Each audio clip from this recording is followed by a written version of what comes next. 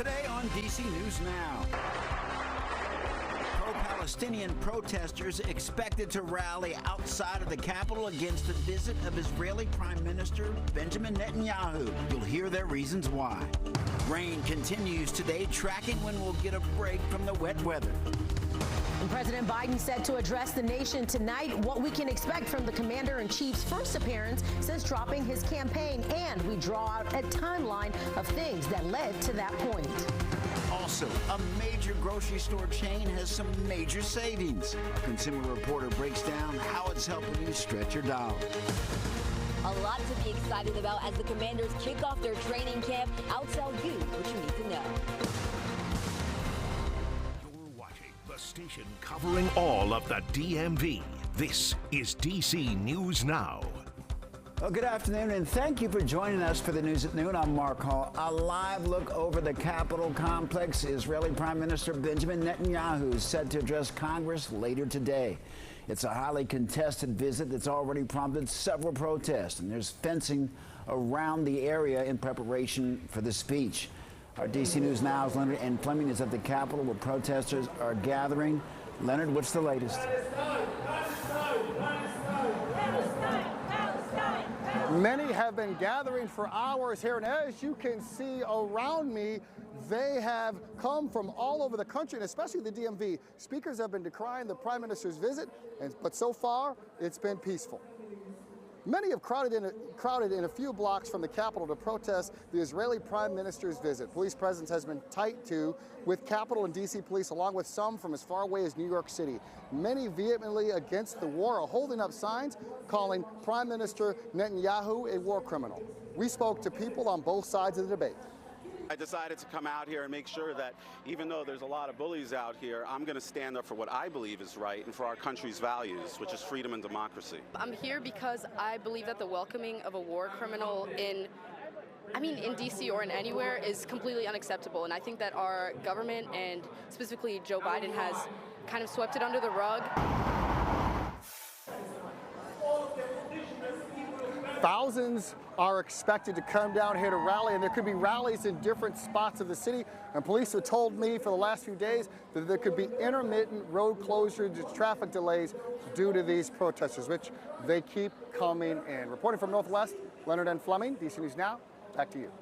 All right, Leonard, thank you. Capitol Police closing additional roads for today's congressional address. All closures will be near the Capitol building. The streets marked in green closed at midnight and will remain closed through the Prime Minister's visit. The majority of today's closures started at 11, and they are marked in red on your screen. A small portion of Independence Avenue will be closed at 11:30. Well, a growing list of Democrats plan to boycott the Prime Minister's speech today. That includes Maryland Senator Chris Van Hollen, who's been outspoken on calls for a ceasefire. Virginia Senator Tim Kaine also will not attend, and Vice President Kamala Harris will not be there either. Her office says that she has a scheduling conflict. The next Democrat in line also declined, and as a result, retiring Maryland Senator Ben Cardin will lead today's session. The idea that they're making political calculations when our ally is in such dire straits, it is outrageous to me and inexcusable. The vice president still plans to meet with the prime minister. Former President Donald Trump says that he will host the prime minister at his Mar-a-Lago resort on Friday as well.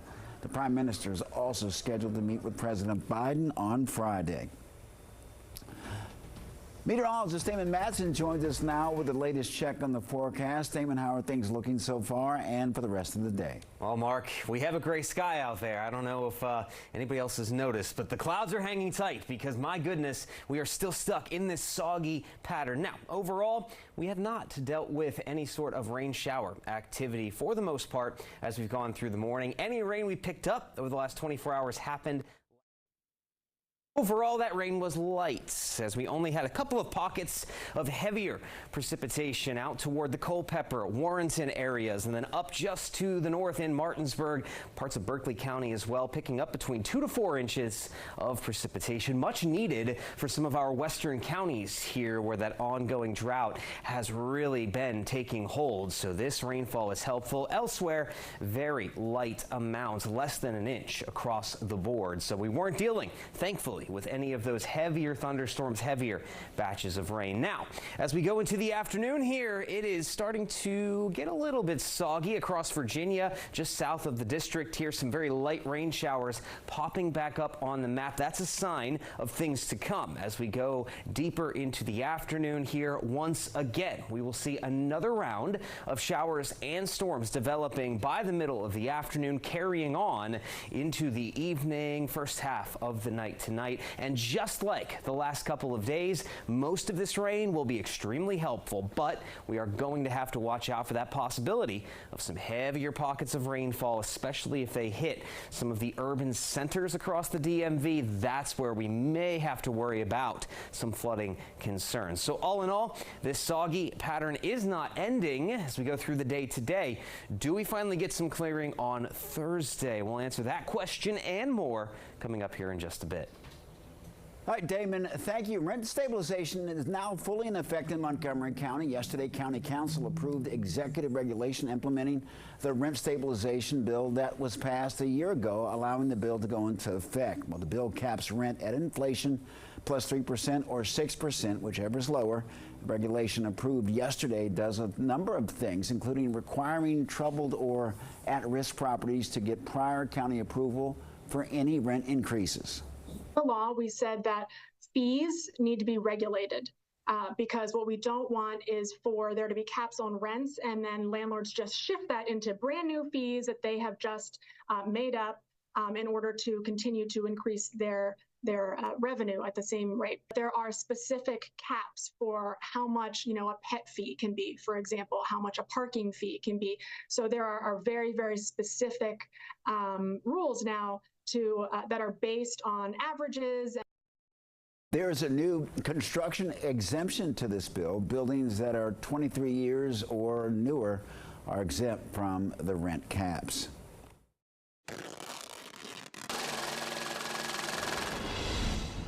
Well, we're helping you stretch your dollar. There's now an app to help you get discounts from restaurants and grocery stores. DC News Now's Ben Dennis tells us how technology is putting a spin on leftovers. For takeout, Too Good To Go is the app where people hungry for food and savings can get meals and ingredients for less than what they normally pay. Reserve a bag, pick it up in store, and now one major grocery chain is joining other stores in that app to utilize. Couponing the old-fashioned way, or opting to go online. Consumers are finding ways to cut costs, especially for what goes inside their refrigerator. The Too Good To Go app allows consumers to pick up extra meals, food products, and ingredients from stores and restaurants when they have leftovers. You'll get those discounts toward the end of the day or toward the point when that food is reaching its best before date. Pick a location, get alerted when food is available, pay, and reserve a surprise bag and pick it up.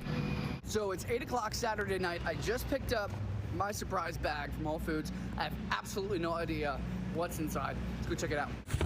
2 sizable soups, 3 large servings of tuna salad, a quesadilla, a large salad with salmon, and a package of pepperoni. Retail price $53. I paid $11. And as local business owners have told us, others just like them can cash in. A lot of people need to be aware of these things where, they can utilize all the food that they have and they can just sell it. The app says their goal is to also cut back on food waste. It's something the USDA says accounts for 30 to 40% of the U.S. food supply and a 31% food loss at retail and consumer levels. How can consumers save the most amount of money when they are on the Too Good To Go app? I also like to filter based on the kinds of food I'm looking for. I also like to cross-reference the stores I see in app with maybe their Instagram page so you can see the kinds of food they typically sell. And the app allows you to also set a radius for food that's available near you or maybe where you work to reserve the same day.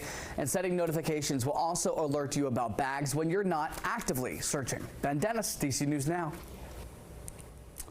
All right, our thanks to Ben. Well, here's a sign letting you know if you should rush down to catch your train or if you can take your time. Metro recently put up these new electronic arrival boards outside of stations. You can see that they show the times for the next couple of trains. Metro says they've been slowly rolling the system out for a while now. All right, the Washington Commanders are gearing up for the first day of training camp ahead of the new football season. There's a lot of excitement about the new coaching staff and a new quarterback. DC News Now's Jean-Marie Cissé is at the Commanders training facility in Ashburn, Virginia, with all the new details we can expect to see this season. Yeah, the Commanders have a lot of changes this season, but will they translate to wins on the field? Well, they do say practice makes perfect, and that starts today at training camp. So what exactly is new this season? Commanders brought in a new coaching staff led by new head coach Dan Quinn and new offensive coordinator Cliff Kingsbury. A lot of new faces are also on the team. This year's training camp only had a third of the roster from last year. The team signed over a dozen free agents, brought in 9 draft picks, and one of them was quarterback Jaden Daniels, who was the second overall pick in the draft. On the defensive side, these new faces are hoping to turn it around as last season's defense ranked last in the league. In the press conference, Quinn says this is a fresh start, but they're all excited. There's a lot of joy with it because you're spending so much time together. The team chemistry is building. There's a lot that goes into this. So it's an important part of the process for us. But what's even more cool is seeing the players, how excited they are. The new head coach also added this season we can expect great effort and a competitive team, and they also have open practices for fans starting on Sunday. Reporting in Ashburn, Virginia, I'm Jean-Marie Cissé, DC News Now.